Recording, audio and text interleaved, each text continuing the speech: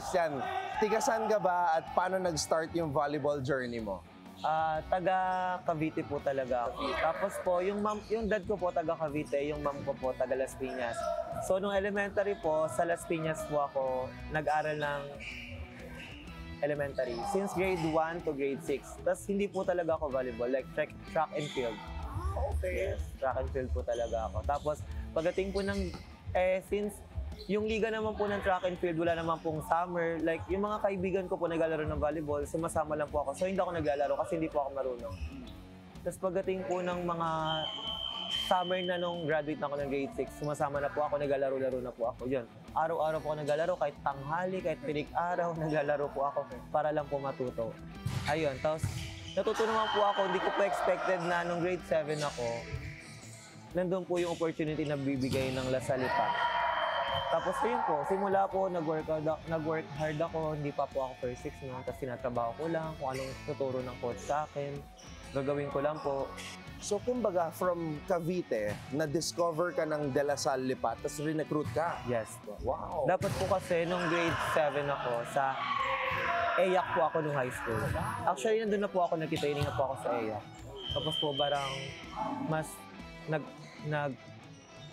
comment po like yung captain ball ng La Salle pa, na si Kurt Aguilar nung former player ng Ateneo. Yes.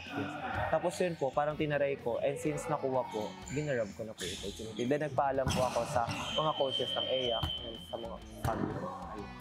So, from De La Salle Lipa, balita ako nag-La Salle Green Hills ka bago ka pumunta dito sa Benilde. Paano naman nangyari yon? Na all the way from Lipa, napunta ka sa San Juan. Nung dati po, may Inter-Lasal po kasi. So sa Inter-Lasal po, buong Lasal sa Pilipinas, naglalaban-laban. Okay. So parang kami po yung champion nung Inter-Lasal. Lipa po. Lipa? Yes, Okay, kami okay. po. Tapos po, parang yung Green Hills po kasi nun, parang homegrown yung mga player nila. So I hindi see. po sila nagre-recruit. Parang kami po yung first batch na ni-recruit ng Green Hills. Wow. Anong taon yun? 2017, 2018, 2019. Ganun po. Okay. Yung Ang galing. high school po ako at kay John Vic po, nandun na po. At papalabas na po, yung nag-champion. So, from La Salle Green Hills, were there options? Sino ba mga nagre-recruit sa'yo bago ka napunta dito sa Benilde? Actually po, nung pag-graduating ako, binigyan na po ako, pumunta po yung parang si Kuya Borge, parang manager ng Ateneo. Pumunta po sa dorm para bigyan ako ng form ng Ateneo form. Tapos parang hindi po nag-grab yung opportunity na yun. Kasi parang mas gusto ko talaga kung saan ako, mas comfortable ako sa La Salle School, like sabihin. Tapos tinuloy-tuloy ko na po. Para po hindi na siguro mag-iba yung mga galaw ko po. Since komportable na ako dito, alam ko na po yung mga nangyayari. Okay. So parang tinuloy ko na po yung dito. So Benilde, hindi DLSU. Dapat po doon, kaso late yung paper. Pero okay lang po kasi Okay. green school din. Okay, ano yung tinitake mong course dito sa Benilde? Tourism po. Tourism.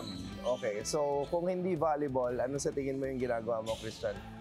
Siguro po kung di ako nag-volleyball ngayon, nag-aaral lang. Tapos siguro napulso ko po yung track and field. Oo nga, track and field ka na start eh. Yes po, siguro. Mas na-enjoy ko po yung volleyball eh. So kaya po siguro nandito. Okay.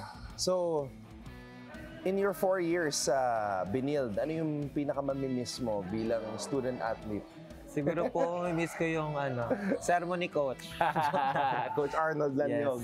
Yung, siguro po yung walang sawang pag sa amin ni Coach. Pagtatalak sa amin kung ano yung kailangan gawin. Siyempre yung pagising ng maaga po. Lalo na po yung team, yung banding ng team. Ayun po yung sobrang nakakamiss. Kasi po after graduate, wala na pong ganito eh. Like, trabaho na, commercial league na, iba na po yung buhay. Siguro yung mabuhay. Paano sinabi ni Coach Arnold sa'yo na this season, isang historic season 100, ikaw magiging team captain? Yes, sana po. Actually, tinanong po ako ni Coach nung una kung kaya ko. Sabi ko naman po, gagrab ko Coach, gagawin ko po yung best ko para po ma-handle yung team. Madala po kung hanggang saan yung makakaya. Kasi kung hindi man po ako makakatulong sa kanila sa loob, outside the court naman po, ginagawa ko yung tulong na makakaya ko naman. So, kaya mo sinasabi to, Christian, is because ngayong season, na-injure ka, which is, syempre, masakit tanggapin bilang na this is your last season.